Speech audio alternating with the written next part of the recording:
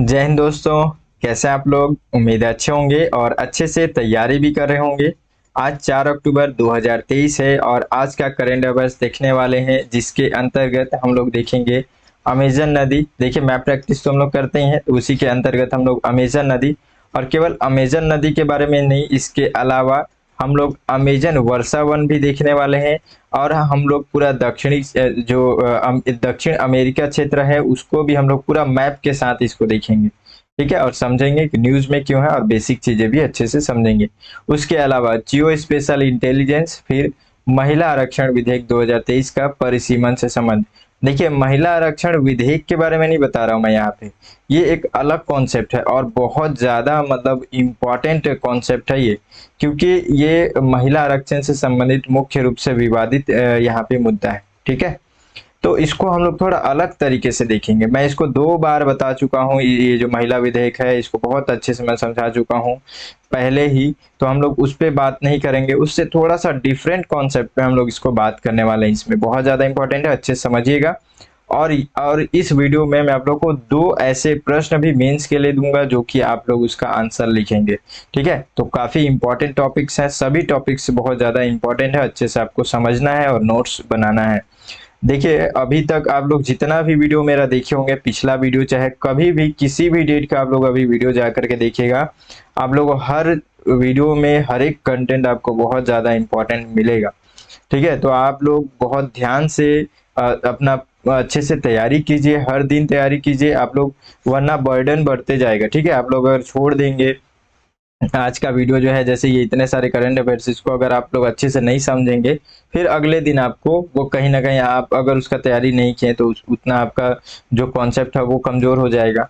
तो ऐसे मत कीजिएगा। आप लोगों के लिए जितना भी ये टॉपिक्स है बहुत ज़्यादा इंपॉर्टेंट टॉपिक्स रहते हैं, है ना। तो इसलिए ध्यान से समझिए और अच्छे से अपनी तैयारी कीजिए। ठीक है, नॉर्मली तैयारी करने से कुछ नहीं होगा। देखिए, अगला टॉपिक है सरना कोड, उसके बाद से मोनोक्लोनल एंटीबॉडीज। ठीक है, तो ये जितने भी टॉपिक्स हैं बहुत ज़्यादा इंपॉर्टेंट है। ये सभी topics the Hindu, Indian Express, PIB, Economic Times, Down to Earth से संबंधित होते हैं। आप हमारे टेलीग्राम चैनल से भी जुड़ सकते हैं, जो कि केलो एस एकेडमी आप लिखेंगे, या फिर आपको वीडियो के डिस्क्रिप्शन में भी मिल जाएगा। ठीक है, आप लोग जरूर लाइक कर दीजिएगा वीडियो। अगर जो हम लोग जिस तरीके से मेहनत कर रहे हैं, इसमें एक थोड़ा सा मोटिवेशन मिलता है, आप लोग लाइक करते हैं तो। और अगर चैनल को सब्सक्राइब नहीं किया तो कर लीजिएगा, बेल आइकन दबा लीजिएगा। जैसे ही मैसेज का आपको घंटी बजा, तो समझ लीजिए कि आप लोग उस समय तैयार हो जाइए, और आपको आज का जो करंट अफेयर्स है उसको कवर करना है। थोड़ा थोड़ा पढ़िए, अच्छे से पढ़िए, है ना।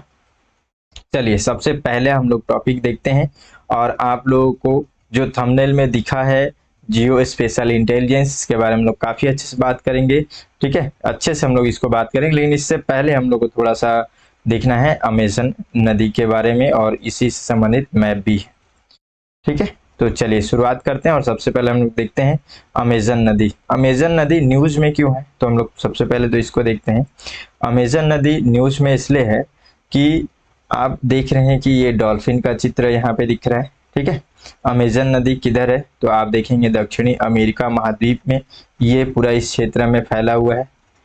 ठीक है, तो यहाँ पे क्या हुआ, यहाँ पे ही नहीं बल्कि पूरे वर्ल्ड में ये जो 2023 का जो पूरा साल है, अगर आप लोग अच्छे से ध्यान से देखेंगे समझेंगे, तो आपको पता चलेगा कि इस साल में ना ही एक वर्षा, ठीक है, वर्षा सही से हुई है, ना ही आप देखेंगे गर्मी के समय में बहुत ज्यादा गर्मी हुआ। मतलब इस बार बहुत अजीब तरीके से पूरा क्लाइमेट आपको देखने को मिलेगा। बहुत ज्यादा आपको कहीं भूकंप, तूफान देखने को मिलेंगे। ठीक है, बहुत ज्यादा तापमान में वृद्धि आपको देखने को मिलेगा।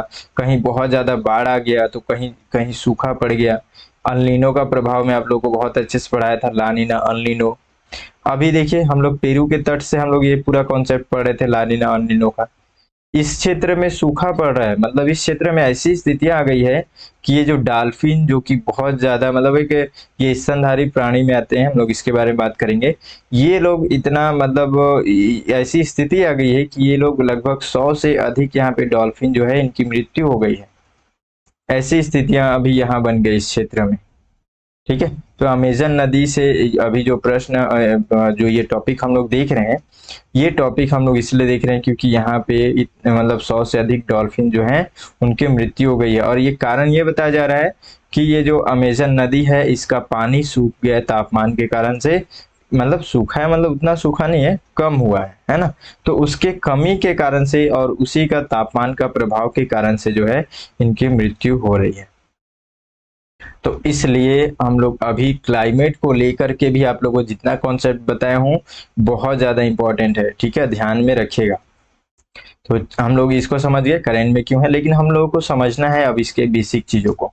तो बेसिक चीजों के अंदर अंतर्गत हम लोग सबसे पहले मैप तो हम लोग देखेंगे, अच्छे से मैप देखेंगे, लेकिन थोड़ा सा हम लोग जो ये डॉल्फिन है, डॉल्फिन के बारे में भी थोड़ा सा पढ़ लेते हैं। जैसे देखिए डॉल्फिन के बारे में छोटा छोटा सा जानकारी, जैसे कि डॉल्फिन के बारे में, ये एक प्रकार से स्तनधारी जीव होते हैं, जैसे कि वेल वो होते हैं ना, वेल मछली जो हम लोग कहते हैं, उसी तरीके से ये लोग भी उसी वर्ग से संबंधित है, काफी इंटेलिजेंट भी होते हैं ये लोग, ठीक है। और ये लोग भी मतलब अकेले जल में जिस तरीके से अकेले नहीं रहते ये लोग, इनका भी अपना परिवार समूह रहता है, काफी समझदार रहते हैं। आप लोग देखेंगे वीडियो वगैरह में भी आप लोग देखे होंगे कई बार। इनको ट्रेनिंग अगर जैसे देंगे वैसे ये लोग अपना व्यवहार भी बनाते हैं, ठीक है। और ये लोग कंपन के थ्रू बातें भी करते हैं, उसके आवाज कंपन से, मतलब इन लोग कंपन को सेंस कर लेते हैं। अभी आप लोगों को न्यूज में भी देखने को मिलेगा कि जो रूस है इनको ट्रेनिंग करता है, ठीक है, इनको ट्रेनिंग दे करके जितने भी जहाज वगैरह जो है ना, शिप वगैरह जो है, उनको भी ये डिटेक्ट करता है, उनका निगरानी करता है, ठीक है। तो ये सभी न्यूज में आपको देखने को मिलेगा। तो ये लोग कंपन के थ्रू आवाज भी निकालते हैं और कंपन के थ्रू ये लोग बातचीत भी कर लेते हैं, ठीक है। लेकिन ये लोग जल के अंदर सांस नहीं लेते हैं, कुछ कुछ फैक्ट बता रहा हूँ ध्यान से समझिएगा। ये लोग जल के अंदर सांस नहीं लेते हैं, लेकिन 15 से 20 मिनट तक ये लोग जल के अंदर रह सकते हैं। इनको सांस लेने के लिए बाहर ही आना पड़ता है, ठीक है। अब अगर हम लोग देखें हमारे देश को भी इसके साथ जोड़ करके देखते हैं, तो हमारे देश में भी आप लोग देखें गंगा डॉल्फिन बहुत ज्यादा चर्चे में रहता है। और हम लोग अगर ये डॉल्फिन को देखें तो ये मीठे पानी का जो डॉल्फिन है वो हमारे लिए राष्ट्रीय जलीय जीव भी है ना। और उसके अलावा वन्य जीव संरक्षण अधिनियम 1972 में भी इनको उसके द्वारा भी संरक्षण प्राप्त है इन लोगों को, ठीक है। तो इतने सारी चीजें हम लोग डॉल्फिन के बारे में देखें। अब हम लोग देखेंगे अमेजन नदी के बारे में, फिर हम लोग देखेंगे अमेजन वर्षा वन के बारे में भी। तो सबसे पहले अमेजन नदी, अमेजन नदी को मुख्य रूप से हम लोगों को जिस हिसाब से प्रश्न बनता है, हमारे को मैप ज्यादा जरूरी है, तो इसलिए हम लोग मैप ही देखते हैं यहाँ पे, ठीक है। तो अगर आप देखते हैं अमेजन नदी, आप देख रहे हैं कि ये सबसे पहले तो ये मैप आप लोग समझ में आ गया होगा, है ना, दक्षिणी अमेरिका महाद्वीप का ये पूरा मैप है। और इसके अंतर्गत आप देख रहे हैं कि उत्तरी क्षेत्र यहाँ से ये पूरा अमेजन नदी निकल रही है। इसको मैं कलर चेंज कर लेता हूँ। आप देखिए कि ये पूरा अमेजन नदी का ये पूरा फैलाव, ये पूरा रूट्स हैं उसके अलग अलग, और ये इतना पूरा क्षेत्र में फैला हुआ है, ठीक है। मुख्य रूप से हमारे लिए जिस तरीके से प्रश्न बनता है उसको ध्यान रख करके हम लोग पढ़ेंगे, है ना। तो अमेजन नदी आखिर कितने देशों में फैला हुआ है? सबसे पहला प्रश्न, नॉर्मल प्रश्न, जो अगर हमारे देश से संबंधित नहीं है, ठीक है, वर्ल्ड लेवल पे है, तो लगभग ऐसे ही प्रश्न पूछे जाते हैं, ठीक है। इसको और क्लियर आपको दिखेगा, यहाँ पे आप लोग को और अच्छे से दिखेगा। देखिए ये अमेजन वर्षा वन है, लेकिन ये जितना आपको अमेजन वर्षा वन फैला हुआ दिख रहा है, सेम वैसे ही आपको उतने जो रिवर्स हैं, ये अमेजन रिवर्स है उसका भी फैलाव सेम वैसा ही है, ठीक है। और हम लोग देखते हैं कि इसके अंतर्गत ब्राजील जो देश है इसमें सबसे ज्यादा आपको अमेजन रिवर का फैलाव देखने को मिलेगा। उसके अलावा बोलीविया, ठीक है, फिर Peru, Ecuador, Colombia, Venezuela, Guyana, Suriname और फ्रेंच गुयाना, तो इतने सारे देशों में ये फैला हुआ है। तो आपसे प्रश्न अगर लिस्ट दे करके बनता है तो आप लोग उसको ध्यान में रखेंगे कि कितने सारे देश इसको टच कर रहे हैं, यानी कि कितने देश में इसका बहाव है अमेजन रिवर का, ठीक है ना, ध्यान रहेगा। कुछ हम लोग इसके बारे में फैक्ट भी अब पढ़ते हैं, ठीक है। जैसे देखिए मैं आपको बताया कि दक्षिणी अमेरिका क्षेत्र में ये स्थित है, ठीक है। और ये नील नदी के बाद दूसरा दुनिया का सबसे लंबी नदी भी है। हाल ही में एक नए अध्ययन से ये बताया गया है, एक अध्ययन में, कि दक्षिण पश्चिम के पेरू में मंटोरा नदी अमेजन नदी का मतलब असली स्रोत है। ये अभी स्टडी के द्वारा पता चला है। तो कुछ ऐसी फैक्ट्स भी कई बार प्रश्न में पूछ ले जाते हैं, तो आप लोग ध्यान में रखेंगे। ठीक है। उसके अलावा अमेजन नदी अटलांटिक महासागर में गिरती है। ठीक है। अमेजन जल निकासी बेसिन दक्षिणी अमेरिका महाद्वीप के लगभग 35% हिस्से को कवर करती है। इसका बेसिन आप देख रहे हैं ना, कितना ज्यादा इसका पूरा फैलाव क्षेत्र है। ये पूरा, अब ये पूरा क्षेत्र जितना जगह तक फैलेगा, ये पूरा बेसिन का क्षेत्र है इसका। ठीक है। अब ये हो गया फैक्ट के रूप में। कुछ और बातें हम लोग इसमें देखते हैं। अमेजन नदी बेसिन जो है कई दक्षिणी अमेरिकी देश, जैसे कि मैं आपको पहले ही बता चुका हूँ, फिर भी देख लेते हैं यहाँ पे पढ़ के। Venezuela, Suriname, Peru, Guyana, Brazil, Ecuador, Colombia और बोलिविया को पूरा कवर करता है। ठीक है। अब हम लोग थोड़ा सा देखते हैं अमेजन वर्षावन के बारे में। अमेजन वर्षावन दुनिया का सबसे बड़ा वर्षावन है। ठीक है। और जैसे मैं आपको अभी जो देश बताया, सेम ऐसे ही हम लोग रिवर में देखे, इसके बारे में भी हम लोग सेम वर्षावन के बारे में भी सेम ऐसे ही देख लेते हैं। इसमें भी आप देख रहे हैं वर्षावन जो है सबसे ज्यादा ब्राजील में फैला हुआ, लगभग 60% तक का यहाँ पे इसका फैलाव है। उसके बाद से Bolivia, Peru, Ecuador, Colombia, Venezuela, Guyana, Suriname, French Guiana. ठीक है। और ये एक घना उष्ण कटिबंधीय जंगल है। ठीक है। जिसका क्षेत्र लगभग 5.5 मिलियन वर्ग किलोमीटर तक फैला हुआ है। अमेजन नदी बेसिन दक्षिण में ब्राजील से लेकर के उत्तर गुयाना क्षेत्र तक फैला हुआ है। ठीक है। ये गुयाना का क्षेत्र देख रहे हैं यहां तक। चलिए अगला टॉपिक अब हम लोग देखते हैं। यहाँ पे समझ गए, मैप वगैरह सारी चीजें अच्छे से आप लोग बता दिया। अब देखिए यहाँ पे भूस्थानिक बुद्धिमत्ता, इसी को हम लोग इंग्लिश में कहते हैं जियो स्पेशल इंटेलिजेंस। तो ये एक नया टेक्नोलॉजी है समझिए, या फिर एक नया तकनीक है समझिए इसको। अभी मैं आप लोगों को जैसे उसमें बताया कि अभी ये जो 2023 का साल है, इसमें आप देखे होंगे बहुत ज्यादा गर्मी, मतलब एकदम जो जिस तरीके से मौसमी घटनाएं होनी चाहिए प्राकृतिक रूप से, बिल्कुल भी वैसा नहीं हुआ इस बार। सारी चीजें मतलब एक आश्चर्यचकित घटनाएं आपको देखने को मिलेंगी इस साल, है ना। तो उसके कारण से अब हम लोग को थोड़ा सा तैयार रहना पड़ेगा कि हम लोग आखिर इसको, जैसे कि कोई भी ऐसी अगर घटनाएं हो रही हैं, तो घटना होने से पहले हम लोग कैसे बचाव कर लें, उसे कैसे सतर्क रहें। ठीक है। तो अभी एक जियो स्पेशल इंटेलिजेंस जैसा तकनीक हम लोग बनाने का इसको हम लोग प्रयास कर रहे हैं। इसमें क्या होगा, इसमें देखिए असाधारण तरीके से मैं आपको समझा रहा हूँ, नॉर्मल तरीके से, कि इसमें एक तरीके से पूरा ट्रैकिंग होगा। ठीक है। जैसे कि अब हम लोग देख रहे हैं कि कहीं पे भी अचानक से भूकंप आने वाला क्षेत्र है, तो हम लोग तुरंत वहां पे डिटेक्ट किए इसके माध्यम से, और उसके बाद से वहां जल्दी से हम लोग क्या किए, वहां पे बचाव कार्य वगैरह करना शुरू कर दिए। कहीं ना कहीं हम लोग को उससे क्या होगा कि जन हानि और जितने भी मतलब इस तरीके से जितना बचा सके अपने क्षेत्र को, उस तरीके से हम लोग एक बेहतर प्रयास कर सकेंगे। तो ऐसी बहुत सारी इसमें घटनाएं जो है हम लोग इस जियो स्पेशल इंटेलिजेंस के साथ हम लोग कर सकते हैं। और लगातार हमारे क्षेत्र में पूरे मतलब हमारे भारत एरिया में हर जगह पे एक निगरानी का एक साधन भी बनेगा। अदर और भी जितने भी घटनाएं हो रही हैं, ठीक है, भूकंपी क्षेत्र कहाँ पे कितना होगा, किस तरीके से सड़क निर्माण किस तरीके से करना चाहिए सुरक्षा की दृष्टि से, तो सारी चीजें इसमें शामिल रहेंगी जियो स्पेशल इंटेलिजेंस में। ठीक है। तो इस निगरानी के साथ कहीं ना कहीं हम लोगों को एक तरीके से सुरक्षा प्राप्त होगा। ठीक है। प्राकृतिक घटनाओं से या फिर अप्राकृतिक घटनाओं से भी। ठीक है। तो इसी कॉन्सेप्ट पे इसको डेवलप किया जा रहा है। ठीक है। समझ में आ गया। चलिए अब हम लोग थोड़ा सा इसके बारे में क्या लिखा हुआ है उसको भी देख लेते हैं। तो सबसे पहले हम लोग ये देखते हैं इसमें कि जियो स्पेशल इंटेलिजेंस आखिर है क्या, थोड़ा तकनीकी भाषा में इसको देखते हैं। तो भूस्थानिक प्रौद्योगिकी में भौगोलिक मानचित्र और विश्लेषण हेतु भौगोलिक सूचना प्रणाली और ग्लोबल पोजिशनिंग सिस्टम तथा रिमोट सेंसिंग जैसे उपकरणों का उपयोग किया जाता है।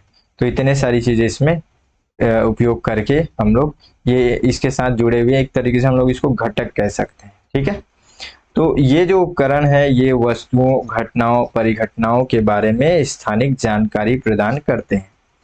किस स्थान के स्थिर डेटा, स्टैटिक लोकेशन डेटा में सड़क की स्थिति, भूकंप की घटना, किसी विशेष क्षेत्र में बच्चों में कुपोषण की स्थिति के बारे में जानकारी शामिल होती है।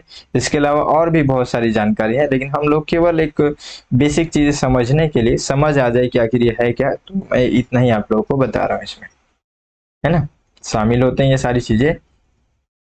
अब हम लोग बेसिक चीजें समझ गए कि आखिर भूस्थानिक बुद्धिमत्ता है क्या। ठीक है, इसका महत्व क्या है, तो हम लोग अब इसके महत्व के बारे में बात करते हैं। देखिए बहुत ज़्यादा इंपॉर्टेंट है ना, आप लोगों को मैं शायद मैं आपको बताया नहीं। देखिए जैसे यहाँ पे द हिंदू का मैं अलग से स्टिकर वगैरह भी यहाँ लगा के रखा हूँ, तो द हिंदू के अंतर्गत आप इसको देखेंगे। और इसके ये जो टॉपिक है ये चाहे आपको कहीं भी न्यूज़ में रहे, कई लोगों का ये भी होता है ना, कई लोग सोचते हैं कि आखिर जो न्यूज़ है हम लोग को द हिंदू का परफेक्टली न्यूज़ चाहिए, मतलब उस तरीके से, वो जरूरी नहीं है। हम लोग द हिंदू क्यों पढ़ रहे हैं, द हिंदू हम लोग इसलिए पढ़ रहे हैं ताकि हम लोग अपने एग्जाम की बेहतर तैयारी कर सकें। ठीक है, मतलब हमारा मुख्य उद्देश्य है कि हम बेहतर तैयारी कर सकें, ना कि हम लोग द हिंदू पढ़ें। ठीक है, द हिंदू को मैं बहुत ज्यादा इंपॉर्टेंस देता हूँ, लेकिन द हिंदू का मतलब ये नहीं कि उसमें हर एक चीजें इंपॉर्टेंट होती हैं। जो इम्पोर्टेंट होती हैं बिल्कुल मैं उसको आपको अच्छे से बताता हूँ, लेकिन अगर कोई अदर न्यूज़पेपर में भी अगर कोई इंपॉर्टेंट चीजें हैं तो मैं उसको भी कवर करके लेकर के चलता हूँ। तो आप लोग जितना ज़्यादा भरोसा करेंगे, विश्वास करेंगे, उतना बेहतर तरीके से आप लोग मेरे जो कंटेंट है उसको, मेरी बातों को आप समझ पाएंगे और अच्छा तैयारी कर पाएंगे आप लोग। ठीक है, तो हम लोग देखिए जियो स्पेशल इंटेलिजेंस समझ गया पहले बेसिक चीजें क्यों बनाया जा रहा है, किस प्रकार का तकनीक है, इसका महत्व क्या है। ठीक है, तो इसका महत्व क्या है, देखिए जैसे कि उष्णकटिबंधीय चक्रवातों की निगरानी करने में भी ये हेल्पफुल होगा, सर्च एंड रेस्क्यू प्रयास करने में भी ये लाभदायक होगा, पर्यावरणीय निगरानी करने में भी ये लाभदायक होगा हमारे लिए, फिर जलवायु संबंधी जितने भी घटनाएं हैं उसका पूर्वानुमान लगाने में भी ये सहायक होगा, सैन्य और सार्वजनिक क्षेत्र में अनुप्रयोग भी इसका किया जाएगा, कर सकते हैं हम लोग। उसके अलावा परिवहन से संबंधित क्षेत्र में भी इसका बहुत महत्वपूर्ण योगदान रहेगा। उसके बाद से शहरी विकास में भी हम लोग इसका उपयोग कर सकते हैं। ठीक है, तो इस तरीके से ये एक नया कॉन्सेप्ट है हमारे लिए, एग्जाम के दृष्टि से बहुत ज्यादा इंपॉर्टेंट है, चाहे वो प्रीलिम्स हो चाहे वो मेंस हो, है ना। अब हम लोग ये देखते हैं कि आखिर सरकार के द्वारा इसके लिए कुछ पहल किए गए हैं क्या, कुछ प्रयास किए गए हैं कहेंगे क्या। देखिए यहाँ पे क्या है कि एक विधेयक भी है इसके लिए, भूस्थानिक सूचना विनियमन विधेयक 2023। तो ये भूस्थानिक जो हम लोग अभी ये जो कॉन्सेप्ट देख रहे हैं, तो इसके बारे में, ठीक है, मतलब इस कहीं ना कहीं हम लोग इस तकनीक के बारे में अभी शुरुआत किए हैं। ठीक है, तो उसको हम लोग बेहतर स्थिति तक डेवलप करने तक हम लोग उसको प्रयास करने के लिए यहाँ पे एक विधेयक भी लेकर के आए। ठीक है, तो इस विधेयक के अंतर्गत देखिए इसका क्या मुख्य उद्देश्य क्या था, तो भारत में भूस्थानिक जानकारी के अधिग्रहण, प्रसार और उपयोग को विनियमित करना मुख्य रूप से इसका उद्देश्य है। इसमें राष्ट्रीय सुरक्षा चिंताओं को केंद्र में रखकर मानचित्र और भूस्थानिक डेटा संग्रहण के लिए दिशा निर्देश निर्धारित करने का प्रस्ताव रखा गया। भूस्थानिक बुद्धिमत्ता के उपयोग को सुव्यवस्थित करने के लिए राष्ट्रीय भूस्थानिक नीति 2022 की भी शुरुआत की गई थी। तो ये कुछ सरकार के द्वारा किए गए प्रयास है इसके क्षेत्र में। ठीक है, अब हम लोग देखते हैं कि आखिर इसमें चुनौतियां भी तो होंगी, है ना। इसमें चुनौतियां भी है क्योंकि आपको नॉर्मली लग रहा है कि जियोग्राफी, जियो स्पेशल इंटेलिजेंस जो है नॉर्मली कोई तकनीक है, तो ऐसा नहीं है। ठीक है, इसमें बहुत सारे आपको जो है टेक्निकल चीजें लगेंगी। ठीक है। लोगों को जागरूकता भी कम है, लोगों को जागरूकता इसके लिए अलग से एक मैकेनिज्म रहना चाहिए, लगातार निगरानी के लिए बहुत सारी चीजें इसमें लगेंगी। ठीक है, नॉर्मली केवल ऐसे केवल हम लोग पढ़ के खत्म कर दिए चुनौतियां, या लास्ट हम लोग चुनौतियों में आ गए, तो केवल टॉपिक की तरह ये नहीं है, इसमें बहुत ज्यादा जमीनी लेवल पे काम करने की आवश्यकता पड़ेगी, तब जा करके इसमें हम लोग एक बेहतर स्थिति ला सकते हैं। ठीक है, तो बहुत सारी चुनौतियां भी हैं इसमें। तो देखिए इसमें चुनौतियां क्या क्या है। तो भू स्थानिक सेवाएं एवं उत्पादों की मांग नहीं है, अभी जानकारी नहीं है लोगों को, जैसे उपयोगकर्ता के बीच जागरूकता की कमी। ठीक है, फिर कुशल जनशक्ति की कमी, लोग इसमें अभी उस तरीके से कुशल भी नहीं है, ये सब चुनौतियां हैं। फिर उच्च रिजोल्यूशन पर आधारभूत डेटा की अनुपलब्धता भी एक बड़ी बाधा है इसमें। उचित सेवा तथा प्रबंधन हेतु एक मजबूत आधार का निर्माण, ये भी एक बाधा है अभी। ठीक है, डेटा साझाकरण सहयोग पर स्पष्टता की कमी, ये सभी चुनौतियां हैं, है ना। इसके साथ तो ये पूरा टॉपिक को अच्छे से ध्यान से समझिए, और आप लोग नोट्स भी इसका बना करके रखिए। ऐसे ऐसे प्रश्न आते हैं, मैं आप लोगों को प्रश्न भी दिखाऊंगा अभी, अलग अलग तरीके से प्रश्न। देखिए अब हम लोग तो थोड़ा सा समाधान भी देंगे कहीं ना कहीं। ठीक है, हम लोग इतना मेहनत करके तैयारी कर रहे हैं, तो हम लोग सरकार को थोड़ा सा, हम लोग ज्ञानी लोग भी है ना, तो हम लोग थोड़ा समाधान भी देंगे। तो देखिए समाधान भी याद रखिएगा, क्योंकि कई बार ऐसा एग्जाम में पूछ लिया जाता है कि आप लोग देखिए क्या प्रश्न बनता है, लगभग ज्यादातर या तो जो टॉपिक है उसके बारे में पूछे कि आखिर ये क्या है। ठीक है, और इससे संबंधित कुछ प्रॉब्लम है तो प्रॉब्लम क्या है।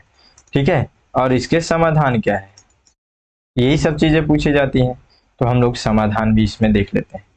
जियो पोर्टल और डेटा क्लाउड की स्थापना कुछ इस प्रकार से कार्य किया जाना चाहिए। हम लोग अब यहाँ पे थोड़ा सा हम लोग अपना मतलब ज्ञान की बातें यहाँ पे कर रहे हैं। ठीक है, मजाक में बोल रहा हूँ, रियल में ये सब समाधान करने के लिए हम लोग उत्तर में अपने लिख सकते हैं। तो यदि हम लोग को जी स्पेशल इंटेलिजेंस को डेवलप करना है, उसका एक बेहतर उपयोग करना है, तो हम लोगों के लिए कुछ कुछ जो चीजें हैं उसको हम लोग कम से कम, चुनौतियां तो है लेकिन उसका समाधान भी है। तो सबसे पहले समाधान में जियो पोर्टल और डेटा क्लाउड जैसी ये इन सभी चीजों को यहाँ पे इनकी स्थापना की जानी चाहिए। डेटा साझाकरण, सहयोग और सह निर्माण की संस्कृति को विकास किया जाए इसमें। भू स्थानिक में स्नातक कार्यक्रम बिल्कुल उनको पढ़ाया लिखा जाना चाहिए, समझाना चाहिए कि आखिर क्या है, तभी मतलब समझ डेवलप होगा। ठीक है, सर्वे ऑफ इंडिया और इंडिया भारतीय अंतरिक्ष अनुसंधान संगठन जैसे अंतर्राष्ट्रीय संगठनों को राष्ट्र की सुरक्षा और वैज्ञानिक महत्व से संबंधित परियोजनाओं के विनियमन की जिम्मेदारी भी सौंपी जानी चाहिए। भूस्थानिक सेवाओं एवं उत्पादों की कोई मांग को भी यहाँ पे बढ़ाने का कोशिश किया जाना चाहिए। उपयोगकर्ताओं के बीच जागरूकता भी फैलाने का प्रयास किया जाना चाहिए। फिर कुशल जनशक्ति। ठीक है, जो चुनौतियां हैं मैं आपको कई बार ऐसे बताया हुआ हूँ ये सब चीजें, कि जो चुनौतियां हैं वही समाधान भी है, चुनौतियां ही समाधान है। तो कई बार आपसे अगर ऐसा पूछे समाधान, तो बिल्कुल आप चुनौतियों को भी लिख सकते हैं ऐड करके, थोड़ा सा उसको डिफरेंट तरीके से लिखेंगे। ठीक है, तो ये सारी चीजें समाधान है इसमें। अब हम लोग यहाँ पे देखेंगे एक मेंस का अभ्यास प्रश्न, जिसका आपको उत्तर लिखना है। ठीक है, देखिए प्रश्न क्या है, भू स्थानिक बुद्धिमत्ता से आप क्या समझते हैं, इससे संबंधित चुनौतियां एवं इसके महत्व पर विचार कीजिए। 10 अंक और 150 शब्दों में लिखना है आपको, बिल्कुल आपको इसको लिखना है। ठीक है, नॉर्मली आप लोग देखिए, आप लोग के ऊपर है, मैं तो केवल अब जो मेरा कार्य है मैं वो उस चीजों को कर सकता हूँ। आप लोग अगर अच्छे से जितना बेहतर तरीके से तैयारी करेंगे, आपको उतना ज्यादा लाभ होगा, है ना। मैं अपने तरफ से जितना कर सकता हूँ मैं बिल्कुल प्रयास कर रहा हूँ, लगातार उसमें और बेहतर करने का प्रयास कर रहा हूँ। ठीक है, आप लोग अपना काम किस तरीके से कर रहे हैं, आपका लक्ष्य कितना मजबूत है, वो आप लोग के ऊपर डिपेंड करता है। ठीक है, तो आप लोग अगर आंसर लिखेंगे तो आपके लिए और बेहतर रहेगा, तो आप लोग जरूर लिखेगा। चलिए अगला टॉपिक हम लोग देखेंगे। देखिए इसमें प्रश्न भी पूछा गया है, इससे संबंधित प्रश्न भी है, तो हम लोग इसको भी देख लेते हैं। ताकि हम लोग थोड़ा सा ध्यान रखें कि ये सब जो हम लोग टॉपिक पढ़े हैं वो इम्पोर्टेंट टॉपिक है। देखिए, एक प्रश्न पूछा गया था 2010 में, अंतरिक्ष प्रौद्योगिकी के संदर्भ में हाल ही में खबरों में रहा जैसे भुवन। देखिए, नॉर्मल एक वर्ड पूछ लिया गया भुवन, तो क्या है ये, है ना। ऐसे ऐसे प्रश्न, इसीलिए मैं आपको टॉपिक जब होते हैं ना वर्ड इस तरीके से, तो मैं उसके बारे में उसकी जो परिभाषा है उससे संबंधित बेसिक बातें बताता हूँ मैं। तो देखिए, ऑप्शन ए है, भारत में दूरस्थ शिक्षा को बढ़ावा देने के लिए इसरो के द्वारा लॉन्च किया गया एक छोटा उपग्रह। बी है, चंद्रयान द्वितीय के लिए अगले चंद्रमा प्रभाव जांच को दिया गया नया नाम। सी है, भारत की 3D इमेजिंग क्षमताओं के साथ इसरो का एक जियो पोर्टल, भारत के द्वारा विकसित अंतरिक्ष दूरदर्शी। तो देखिए, इसमें सी आंसर सही है। तो यहाँ पे 3D इमेजिंग, तो ये 3D इमेजिंग नया कॉन्सेप्ट था और यहाँ से प्रश्न पूछ लिया गया।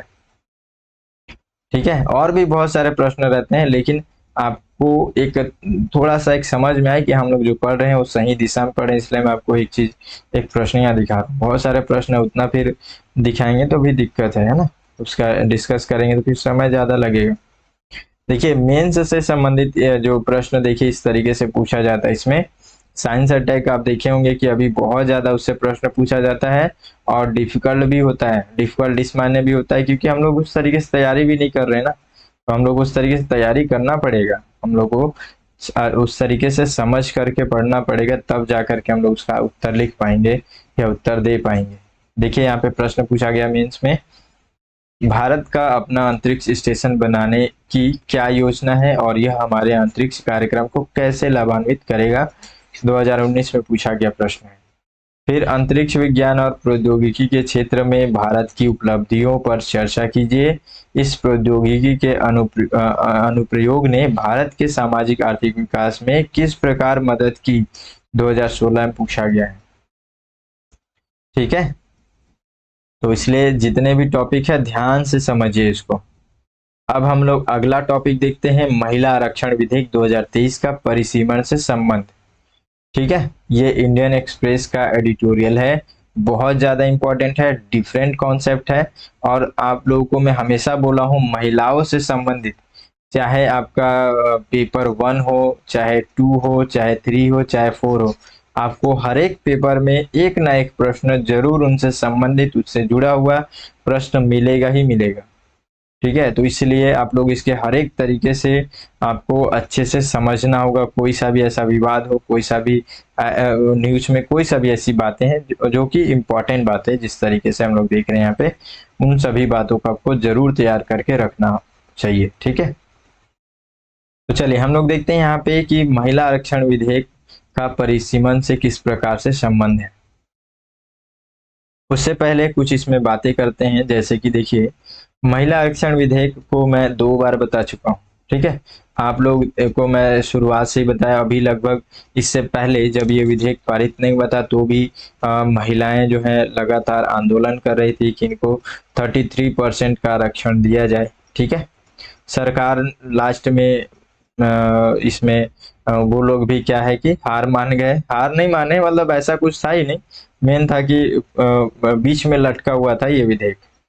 ठीक है, तो कहीं ना कहीं सभी के प्रयास से जो ये विधेयक है वो पारित हो गया, लोग खुशी मनाने लगे और बोलने लगे कि ये एक ऐतिहासिक उपलब्धि है। ठीक है, अभी बातें कर रहे हैं कि ऐतिहासिक उपलब्धि है, लेकिन रियल में अगर हम लोग को देखा जाए, यहाँ पे हम लोग का डिफरेंट कॉन्सेप्ट है, मैं आपको बोला हूँ ना, तो हम लोग उसी हिसाब से मैं आपको बातें जो बता रहा हूँ ये सारी चीजें यहाँ पे। अब तो ये हम लोग खुशी मना रहे हैं कि ऐतिहासिक उपलब्धि है, लेकिन क्या केवल विधेयक पारित हो जाने से आपका काम बन जाएगा? क्या विधेयक केवल ये जो पारित हो गया इससे अब महिलाओं को आरक्षण मिल जाएगा? तो ऐसा बिल्कुल भी नहीं है। ठीक है, सरकारी काम है, बोलते हैं ना कागजों में होता है, तो कुछ ऐसा ही हो जाएगा। क्योंकि मतलब मैं ऐसा बोल नहीं रहा हूँ, मतलब मैं अभी यहाँ पे बता रहा हूँ ना केवल कि अभी इसमें बहुत सारे कार्य बाकी हैं। अभी ये केवल कागज में हुआ है, अभी व्यवहारिक तरीके से अभी बहुत सारे इसमें कार्य बाकी हैं। देखिए, मतलब आप लोग किसी भी तरीके से नेगेटिव ना सोचे। ठीक है, नेगेटिव कोई भी इसमें बातें नहीं कर रहा हूँ। मैं चाह रहा हूँ कि थोड़ा सा आप लोग को बोर ना लगे, इसलिए मैं कोशिश कर रहा हूँ कि ज्यादातर तो इस तरीके से मजाक मस्ती की बातें मैं नहीं करता हूँ, पसंद भी नहीं आता है उस तरीके से। ठीक है, तो इसलिए मैं सही से मजाक मस्ती का बात नहीं कर पाता हूँ। मैं सीरियसली जो पढ़ा रहा हूँ मैं उसी पे बात करता हूँ। तो देखिए यहाँ पे क्या हो रहा है कि ये विधेयक जो है वो पारित हो गया, लेकिन केवल ऐसे इतना में हम लोग इसको ऐतिहासिक उपलब्धि तो मान लिए हैं, ठीक है, लेकिन इतना में हम लोग को खुश नहीं होना है, क्योंकि अभी ये कुछ नहीं हुआ है। विधेयक केवल पारित हो जाने से कुछ नहीं होगा, है ना। अभी और आंदोलन करने की जरूरत है, क्योंकि देखिए अभी इस विधेयक में अगर आप लोगों ने फोकस किया होगा, मैं आपको बहुत अच्छे से बताया था उस समय, फोर्सफुली बताया था कि इस विधेयक में केवल ये बातें नहीं है कि इनको केवल 33% का आरक्षण देना है। ये भी बातें इसमें शामिल थी कि ये जो विधेयक है, ये जो अब विधेयक जो ये पारित हो गया है, ये तभी लागू होगा जब जनगणना होगा, है ना। और जनगणना के बाद भी जब परिसीमन होगा, जब परिसीमन होगा, जब परिसीमन का कार्य कंप्लीट हो जाएगा ना, तब ये विधेयक पूरी तरीके से लागू होगा। लेकिन इससे भी बात यहाँ पे उससे भी ज्यादा चुनौतियों वाली बात क्या है कि जनसंख्या जो जो जनगणना है, जनगणना करना भी आसान नहीं है, ना ही परिसीमन करना आसान है। तो कहीं ना कहीं ये 24-25 तक जाने वाला है ये मामला, है ना। तो इसलिए भी हम लोग को यहाँ पे एक तरीके से हम लोग एक अलग कॉन्सेप्ट में बातें इसलिए भी हम लोग यहाँ पे कर रहे हैं, और कुछ बातें ऐसी भी हैं जिसका विरोध भी हो रहा है। तो हम लोग उसको भी देखेंगे कि ऐसी क्या बातें हैं जिसका विरोध किया जा रहा है, जो हालांकि मैं तो यहीं पे उसको बता ही दिया हूँ। ठीक है, यही सब बातें हैं। ये इतना आपको समझ में आ गया कि नॉर्मल यहाँ पे विधेयक और इस विधेयक के अंतर्गत जो बातें हैं, एक बार मैं फिर से आपको बता रहा हूँ कि ये भी बातें इसमें लिखी गई है ना, कि ये विधेयक तभी लागू होगा जब इस बार का जनगणना हो जाएगा।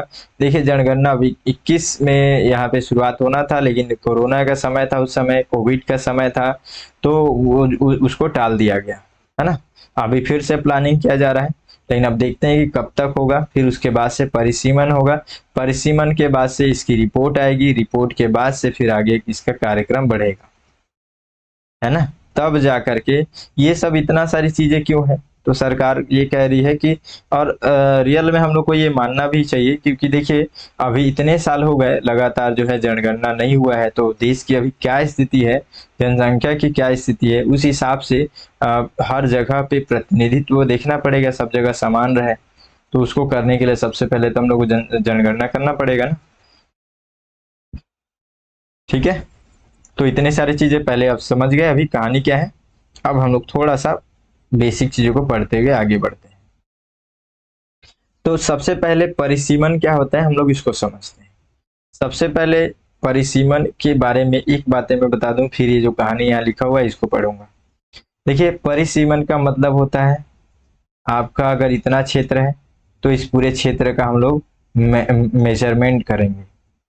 मेजरमेंट करने का मतलब इस जगह पे इस कॉन्सेप्ट के हिसाब से लोगों की जगह की, स्थान क्षेत्र की गणना करना, उसको मतलब अब इसका ये जो परिसीमन का अपना नियम कानून है, मैं आपको व्यवहारिक तरीके से बता रहा हूँ।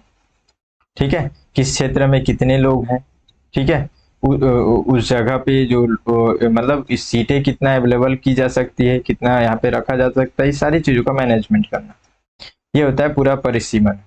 ठीक है, जनसंख्या के जनसंख्या के आधार पर क्षेत्रों में जितना सीट जिसको मिलना चाहिए उस हिसाब से हम लोग पूरा आवंटित करने का इस पे कार्य करते हैं। ठीक है, ये समझ गए। अब हम लोग थोड़ा सा ये कहानी जो है इसको पढ़ते हैं। परिसीमन प्रत्येक निर्वाचन क्षेत्र में मतदाताओं की समान संख्या सुनिश्चित करने के लिए संसदीय या विधानसभा सीट की सीमाओं को फिर से निर्धारित करने की एक प्रक्रिया है।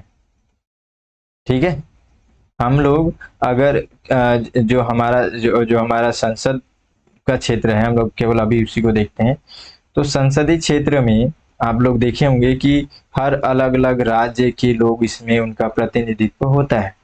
इसको कैसे हम लोग यहाँ पे इनको सीट देते हैं, कैसे इनका प्रतिनिधित्व यहाँ पे होता है, ये इसी के द्वारा होता है, परिसीमन के द्वारा। ठीक है, हम लोग यहाँ से परिसीमन यानी कि पूरे क्षेत्र का मेजरमेंट करके निकालते हैं कि इस क्षेत्र से इतने लोग जाएंगे संसद में। ठीक है, ऐसे कर करके निकलते हैं, फिर उसी क्षेत्र में उस वोटिंग के लिए, मतलब उस सीट के लिए फिर वोट होता है। ये पूरा चुनाव की प्रक्रिया होती है।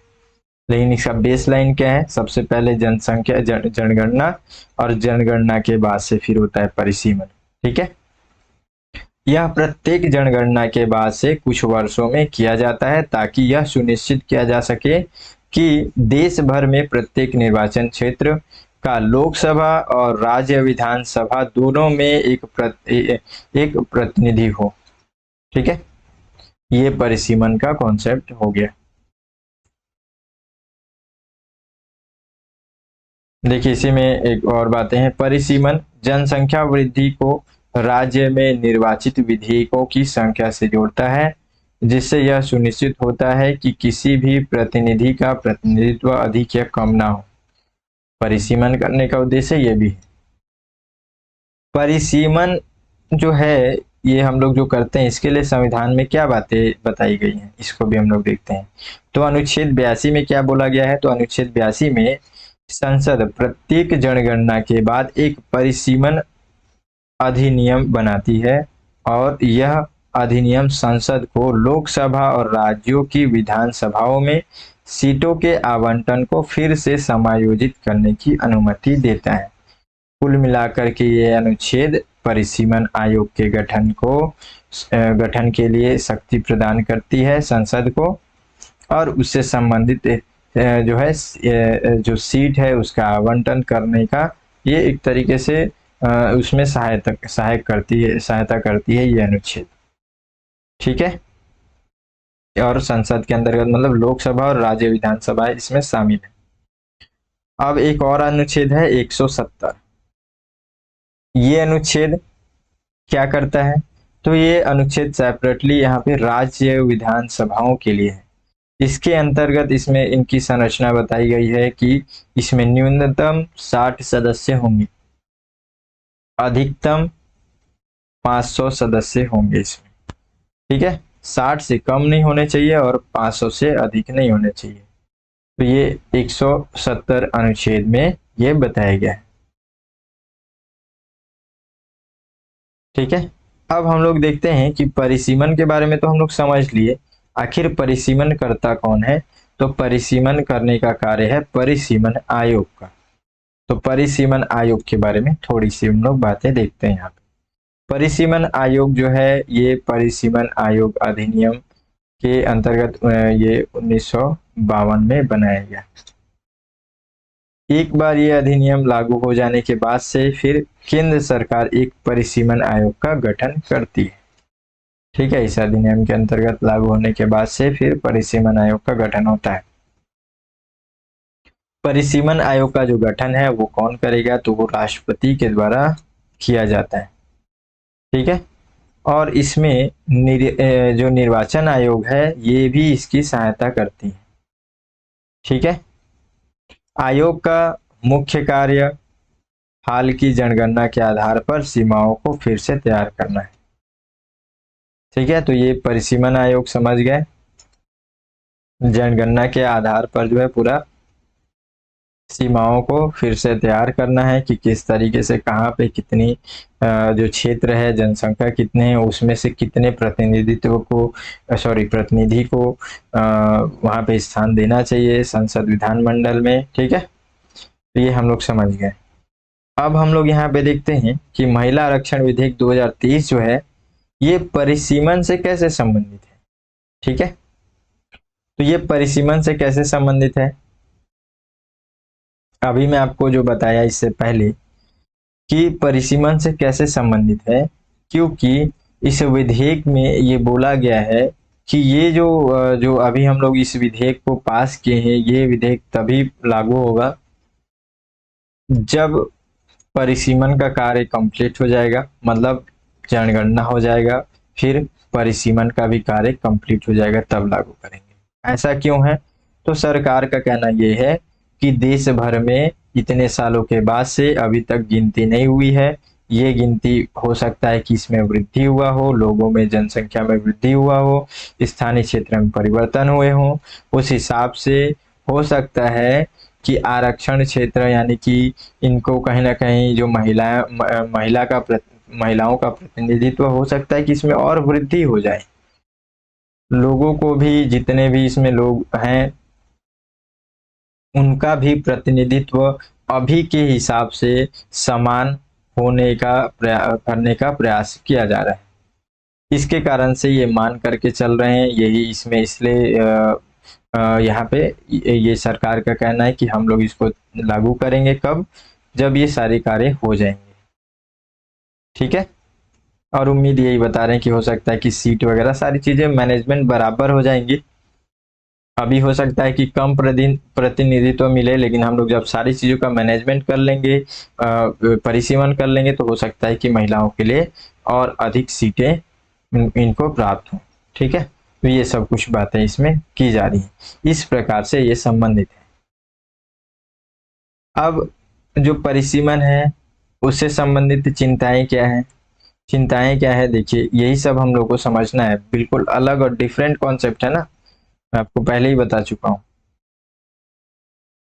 क्या चिंताएं हैं इसमें, तो सबसे पहले तो एक तरीके से क्या होगा कि अगर हम लोग देखें, ठीक है, तो लगभग पिछला जो जनगणना है, उस जनगणना से अभी तक में बहुत ज्यादा समय का डिफरेंस हो गया। ठीक है, इस बीच में क्या हुआ कि बहुत सारे जो राज्य हैं वो लोग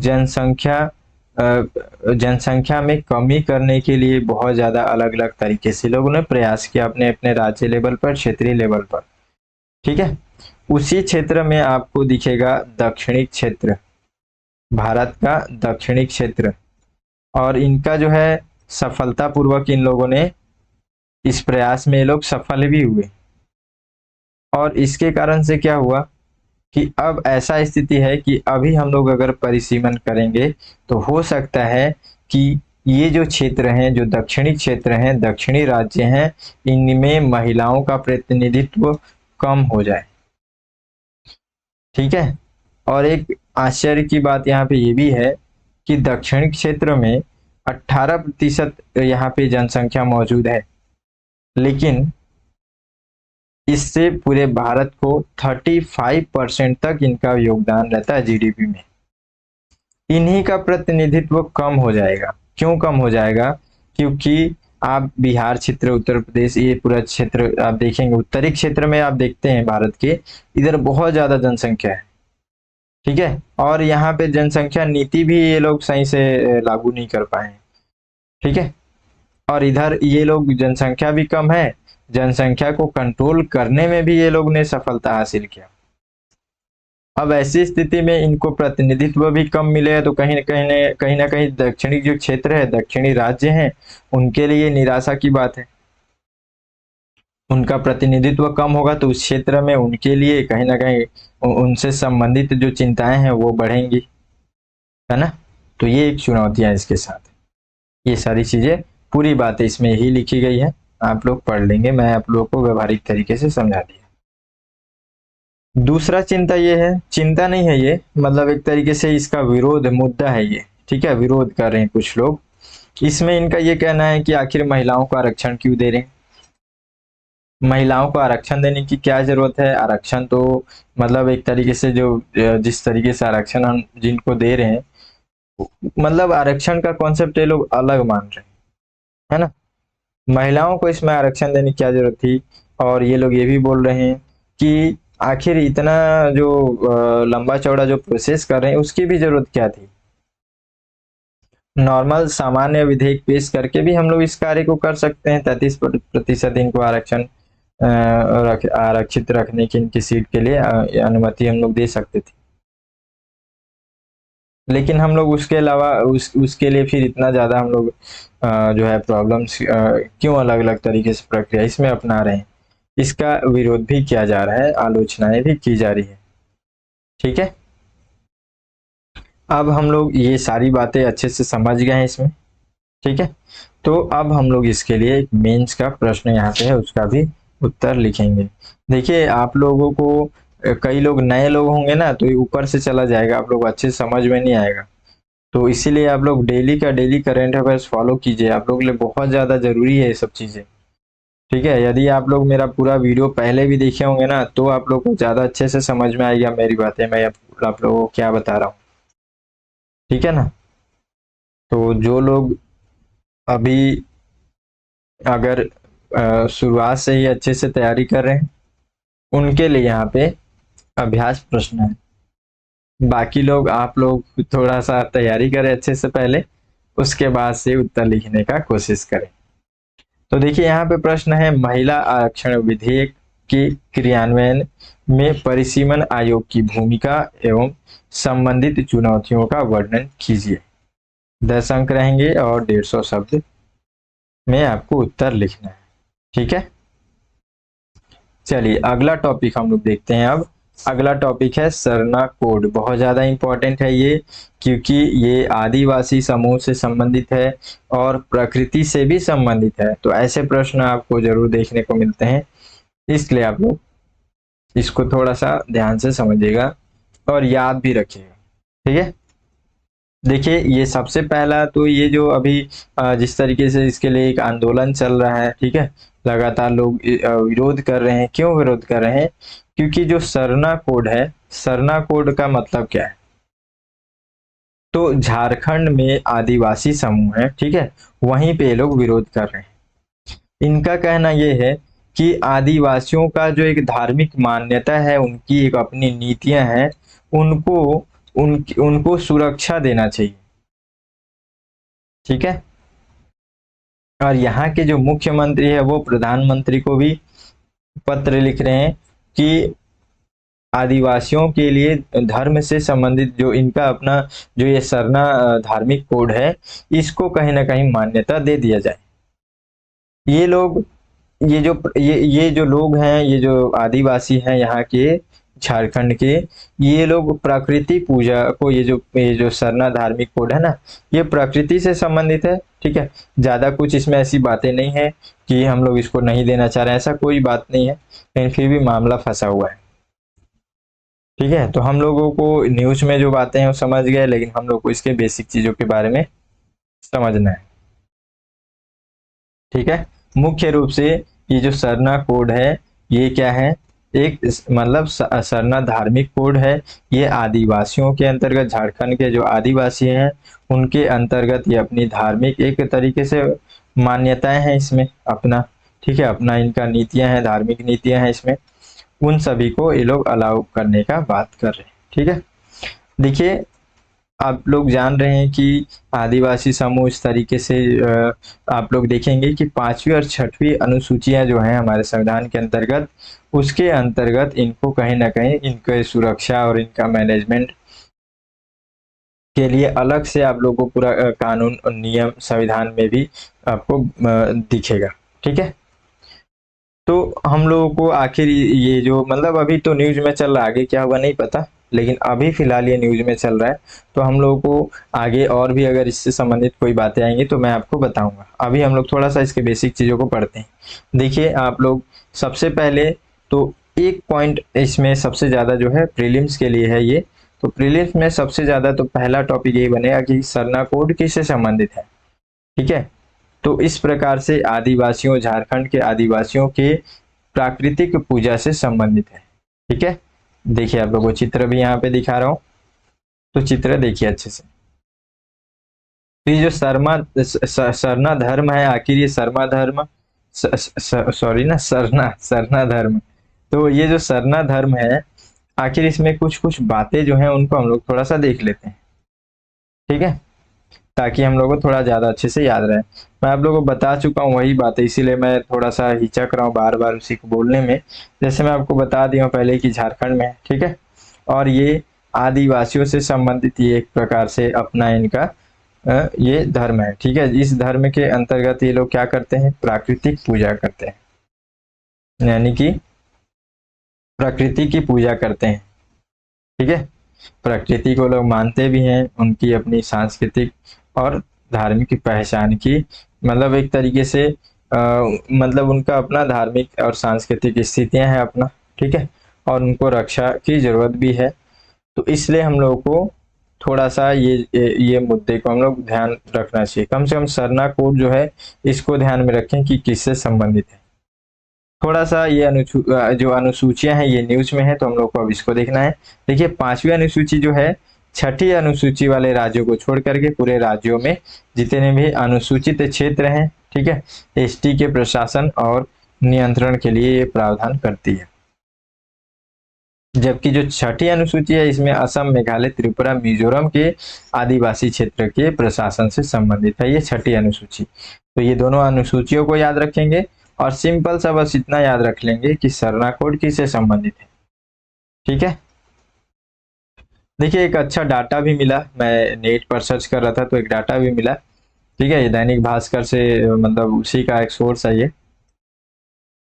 तो देखेंगे कि हमारे पूरा भारत में लगभग 10 करोड़ से भी ज्यादा जनसंख्या आदिवासियों की। ठीक है, उसके अंतर्गत सबसे ज्यादा जो है भील है 2 करोड़ के आसपास, फिर उसके उसके बाद से है गोंड, उसके बाद से फिर संथाल, फिर मीना, फिर उरांव, फिर मुंडा, फिर बोडो। ठीक है, तो ये कुछ एक डाटा था, अच्छा डाटा था, तो मैं सोचा आप लोग को ये भी बता देता हूँ, तो आप लोग इसको भी नोट करके रखेंगे। अगला टॉपिक है हमारा, लगभग लास्ट टॉपिक है, बहुत ज्यादा समय भी हो गया लग रहा है, लेकिन देखिए हम लोगों को अगर अच्छे से समझना है सारे टॉपिक्स को तो जहाँ पे जितना समय लगता है वहां देना पड़ेगा। ठीक है, अगला टॉपिक है मोनोक्लोनल एंटीबॉडी, बहुत ज्यादा इंपॉर्टेंट है, क्योंकि देखिए अभी हम लोग इससे पहले नीपा वायरस के बारे में पढ़ाया था, अभी मैं इसको नीपा वायरस के बारे में कोई भी बातें नहीं बता रहा हूँ।